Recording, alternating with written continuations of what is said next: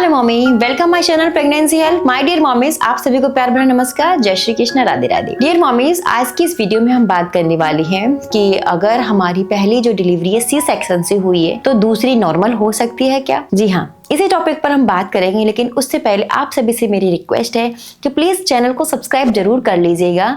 आपको यहाँ पर सारी प्रेगनेंसी से रिलेटेड इंपॉर्टेंट वीडियोस मिलती रहेंगी। तो आप छोटा सा आपको काम करना है, अगर आपको वीडियो अच्छी लगती है एंड में तो प्लीज लाइक शेयर जरूर करिएगा, लेकिन प्लीज चैनल को सब्सक्राइब जरूर कर लीजिए। आप जानकारी तो लेते हैं लेकिन चैनल को सब्सक्राइब नहीं करती हैं, तो प्लीज चैनल को सब्सक्राइब जरूर कर लीजिएगा। तो चलिए स्टार्ट करते हैं। हर मदर के वो ये क्वेश्चन रहता है कि मैम मेरी पहली जो डिलीवरी है वो सी सेक्शन से हुई है, तो क्या मैं दूसरी मेरी डिलीवरी नॉर्मल हो सकती है? तो देखिए, कुछ बेसिक सी बातें हम जानेंगे कि सी सेक्शन किन कारण से होती है। अगर आपका सी सेक्शन हुआ है तो दूसरी डिलीवरी आपको नॉर्मल करनी है तो आपको क्या क्या सावधानी बरतनी है। देखिए, आज के टाइम में आज की लाइफ स्टाइल की वजह से बहुत सारी डिलीवरी हैं जो कि सी सेक्शन से होती हैं। 100% में से 60% डिलीवरी आपकी सी सेक्शन से ही होती है। रीज़न क्या है? क्योंकि जो हम आज की जो लेडीज़ हैं सारी वर्किंग हैं और जो हमारी लाइफ स्टाइल है वो भी काफ़ी चेंज हो गई है। अच्छा खान पान नहीं है। पहले के सारे काम जो लेडीज होती थी वो सारे काम बैठ कर करती थी। Most of the house hold work बैठ के किए जाते थे, जैसे बैठ के कपड़े धोना, बैठ के खाना बनाना, बैठ के आटा गूंथना, बैठ के पोंछा लगाना।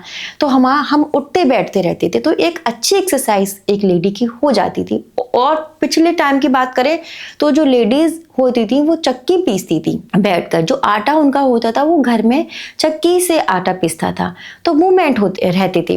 तो ये सारी चीजें जो घर की जो लेडीज थी वो करती थी, सारे काम उठ के बैठकर ही किए जाते थे। लेकिन अब हमारी जो लाइफ स्टाइल है सारे काम हम खड़े होकर करते हैं। किचन हम खड़े होकर मैनेज करते हैं, कपड़े हम वॉशिंग मशीन में खड़े होकर धोते हैं, पोंछा हम वाइपर से लगाते हैं, खड़े होकर लगाते हैं। तो सारे काम हमारे खड़े होकर होते हैं, बैठने का काम बहुत कम होता है। तो जिसकी वजह से क्या होता है, जो हमारा पेल्विक एरिया है वो इस तरीके से रहता है, वो ओपन नहीं हो पाता है। ठीक है, फिर उसके लिए हमें एक्स्ट्रा एक्सरसाइज वगैरह करनी पड़ती हैं, बहुत सारी चीज़ें करनी पड़ती हैं। तब कहीं जाकर हम अब ट्रेनर से ट्रेनिंग लेते हैं किस तरह से नॉर्मल एक्सरसाइज कराई जाए, तब कहीं जाकर हमारी नॉर्मल डिलीवरी होती है। ठीक है, तो सी सेक्शन के जो काउंट है वो बहुत ज़्यादा बढ़ते जा रहे हैं। लेकिन किसी रीजन की वजह से आपका फर्स्ट बेबी सी सेक्शन से हुआ है और आप दूसरी डिलीवरी नॉर्मल चाहती हैं, तो उसके लिए आपको कुछ बातें ध्यान रखनी है। सबसे पहले कि आपको बहुत जल्दी कंसीव नहीं करना है। कम से कम 2 इयर्स का गैप जरूर लीजिए। अगर आपका 2 इयर्स का गैप नहीं लोगे, आपने 1 साल में ही आपको सी सेक्शन को 1 ईयर नहीं हुआ और आपने फिर से कंसीव कर लिया, तो हो सकता है कि आपको फिर से ही सी सेक्शन का करना पड़ जाए। तो कम से कम 2 साल हेल्दी अपने आप को रखिए। ठीक है, जब आपके 2 इयर्स कंप्लीट हो गए हैं, देन आप नेक्स्ट बेबी प्लान करना चाह रही हैं और आप चाहती हैं कि आपकी नॉर्मल डिलीवरी हो, तो आप अपनी अच्छी कोई गायनेकोलॉजिस्ट ढूंढिए, उनसे आप अपना चेकअप करवाइए।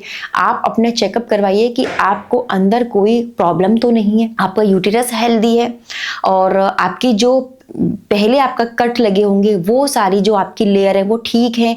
कभी कभी ऐसा होता है कि हमारा जो सी सेक्शन होता है ना, वो लेयर हमारी हेल्दी नहीं होती है, और हेल्दी ना होने की वजह से क्या होता है कि दोबारा अगर हम बेबी प्लान करते हैं तो वो सी सेक्शन से होता है। अगर आपके टांके या आपकी जो लेयर पतली है, हेल्दी है, हील नहीं है ठीक से, तो आपका डिलीवरी नहीं हो सकती, वेजाइनल बर्थ नहीं हो सकता।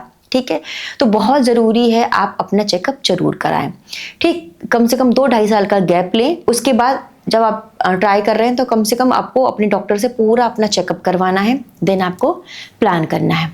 उसके बाद जब भी आप प्लान करती हैं तो कंप्लीट 9 मंथ आप अपने चेकअप करवाती रहिए अपने डॉक्टर से, जिससे कि आपको ये पता रहे कि आपका बच्चा ब्रीच बेबी तो नहीं है। ब्रीच बेबी क्या होता है? बच्चा उल्टा होना। अगर बच्चा उल्टा है तो हो सकता है कि आपकी फिर से सी सेक्शन हो, तो बच्चे की पोजीशन सही होनी चाहिए। प्लेसेंटा प्रीविया की दिक्कत तो नहीं है। कभी कभी ऐसा होता है जो बच्चेदानी हल्की होती है, बच्चेदानी का मुंह छोटा होता है, तो नॉर्मल डिलीवरी नहीं हो पाती है। बहुत सारे ऐसे केसेस होते हैं, जैसे बीपी, अगर आपका बीपी बहुत ज़्यादा बड़ा, कंप्लीट 9 मंथ आपका बीपी बढ़ा हुआ है तो भी आपकी नॉर्मल डिलीवरी नहीं होगी। तो आपका बीपी एकदम मेंटेन होना चाहिए, हाई नहीं होना चाहिए, ठीक है।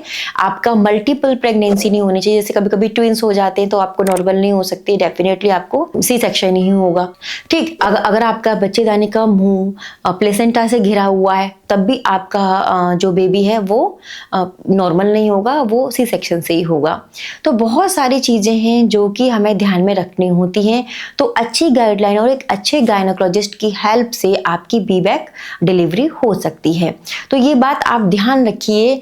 आप कंप्लीट 9 मंथ आप अपने डॉक्टर को विजिट कराएंगे, अल्ट्रासाउंड कराएंगे, क्योंकि अगर आप ने कोई भी चीज़ स्किप कर दी और आपको कोई दिक्कत हुई अंदर, तो फिर बीबैक डिलीवरी नहीं हो सकती है।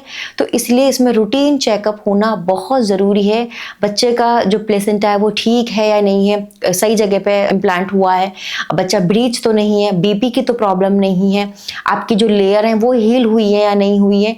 तो ये बहुत चीज़ें मायने रखती हैं आपके नॉर्मल डिलीवरी के लिए, ठीक है।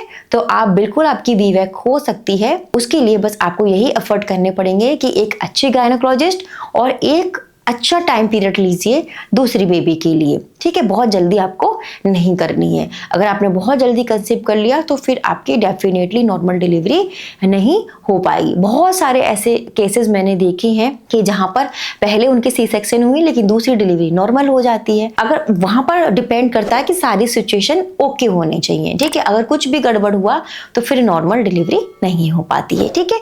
तो आई होप ये वीडियो आपके लिए हेल्पफुल होगी। अगर आपको ये वीडियो अच्छी लगी तो प्लीज इस वीडियो को लाइक शेयर जरूर करिएगा। मैं ऐसे इंपॉर्टेंट वीडियो आपके लिए लेकर आती रहूंगी। धन्यवाद।